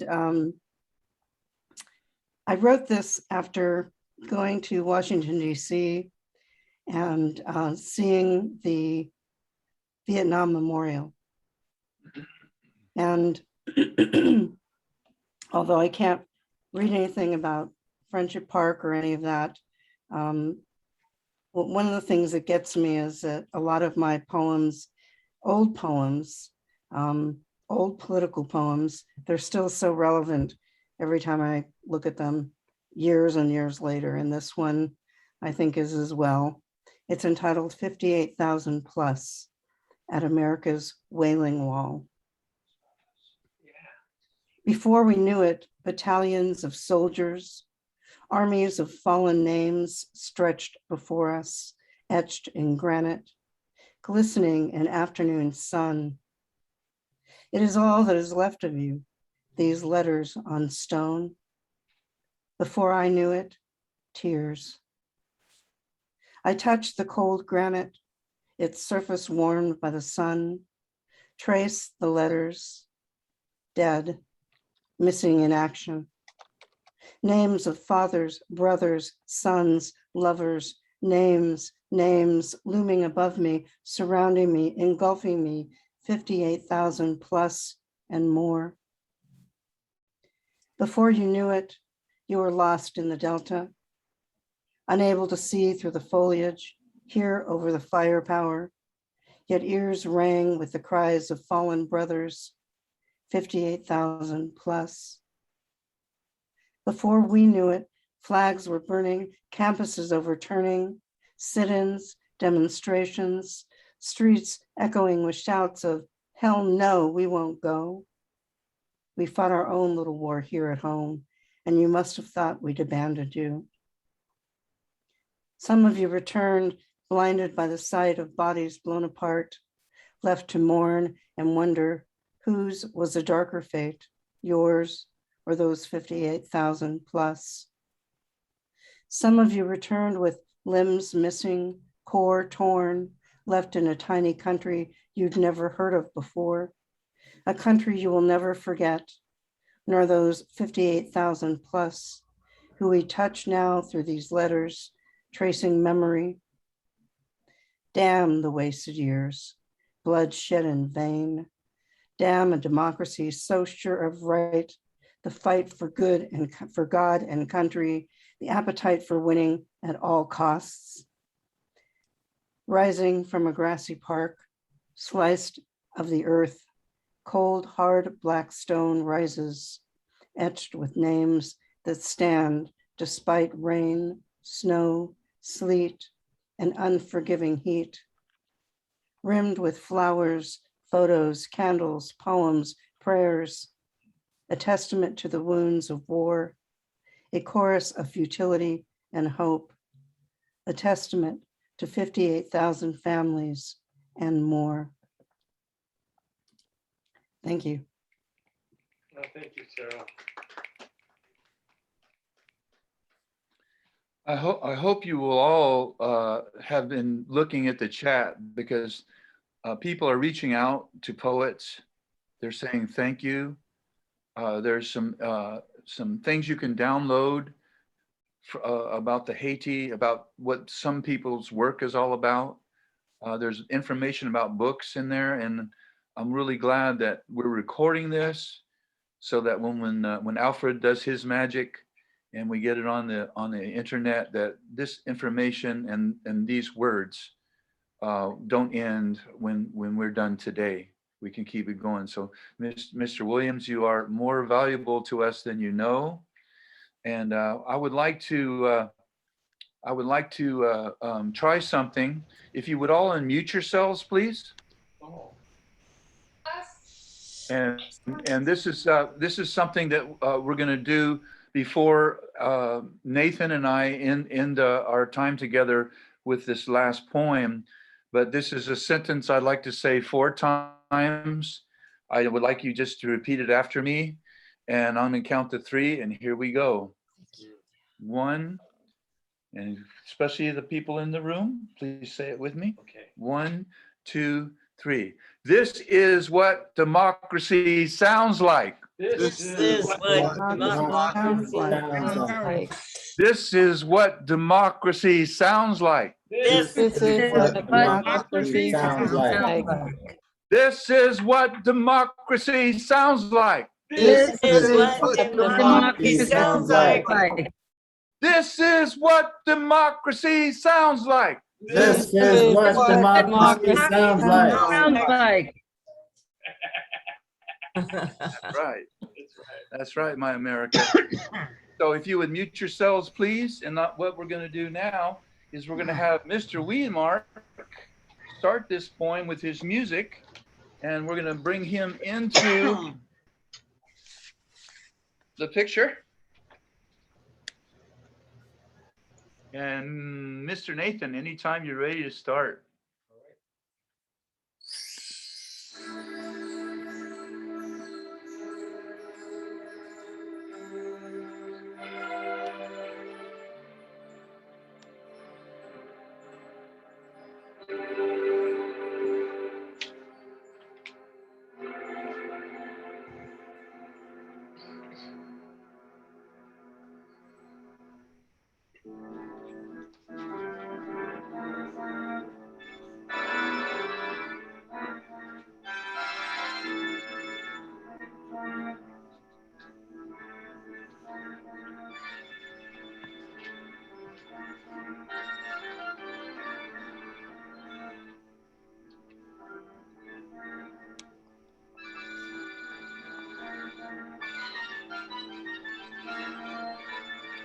See him right there? Yeah.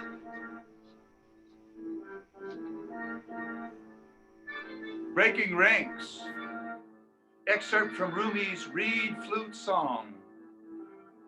Listen to the reed and the tale it tells, how it sings of separation. Listen to the knee and the tale it tells, singing the song of crushing the black man's neck. What sort of man hears the black man's desperate surrender, but continues to steal his life?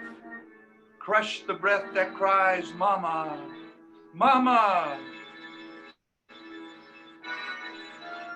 The black man cries for the breast of his mother, but the knee has no ear for mercy. The knee only knows delivering the hate of the master, hate that's 600 years old. The knee has no feeling for the tears of the black man, the tears of a nation. What sort of man forgets that mercy's in the same canoe as protect and serve?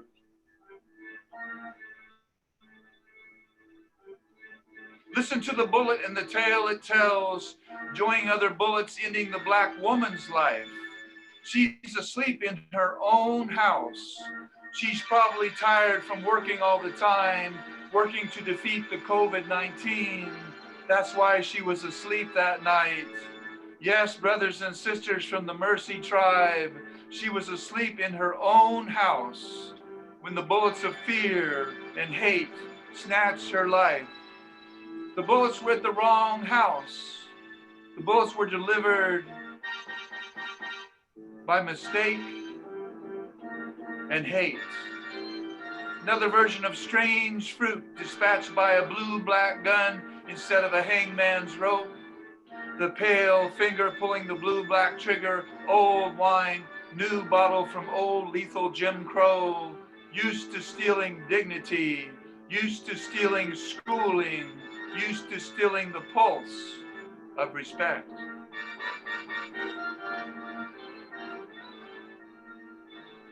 Listen to the silence and the tale it tells of the men and women in blue-black dress standing with one of their Klan colleagues, not trained to know the left from the right, the taser side from the gun side. And one more black youth is dead at a traffic stop for an air freshener on the rear view mirror. When will you break ranks with your Klan colleagues? When will you stop covering lies with your silence? He had a gun. No, he didn't. He's on drugs. No, he wasn't. He is a gang member. Most teens aren't. Teens just like to hang out together. That should not be a death sentence. When will you stop covering for bogus police reports? Your partner stays silent about your lies. Your captain stays silent about your lies. Your chief stays silent about your lies. Break ranks with lies. Know that Dante Wright was America's future leader. Adam Toledo was America's future leader. A rope was not used on Sandra Bland, already a leader in America, but the result was the same. Breonna Taylor, shot 8 times by Klan mentality, was already a leader in America, a trained EMT helping to fight Corona-19. Rest in peace, Brother George Floyd. We refuse to hate the attitude behind the knee that stole your life. That would make us like them. Rest in peace, Sandra Bland, Sister Sandra Bland. We refuse to hate the hate that hangs you. That would make us like them. We, the real spirit of America, the real America of equality and justice for all, we will stay vigilant and not hate. We will welcome and protect those who break ranks as brothers and sisters of justice. Yesterday, the lies stopped. Handcuffs were binding a carrier of arrogance and hate. We listened to the knee and the tale it told of white privilege turning lethal bold, stealing an unarmed Black life. Rest in peace, Brother Dante Wright. Rest in peace, painfully young nephew Adam Toledo. Rest in peace, the 124 unarmed names who died from Klan law divorcement. Law divorcement that we called out tonight. We are the tribe of breaking ranks to stop the unarmed deaths.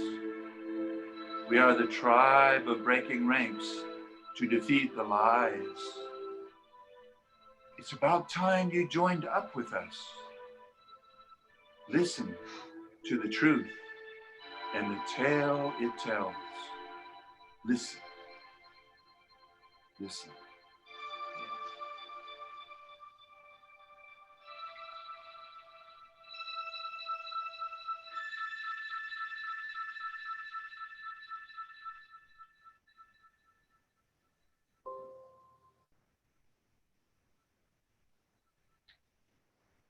Nathan Weedmark, can we give him some love, please?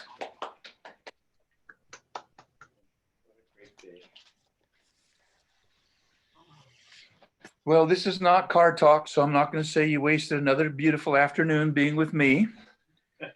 And I am going to thank all of you. Can we give some love for the speakers, please, for Dan and for Gloria for giving us more information?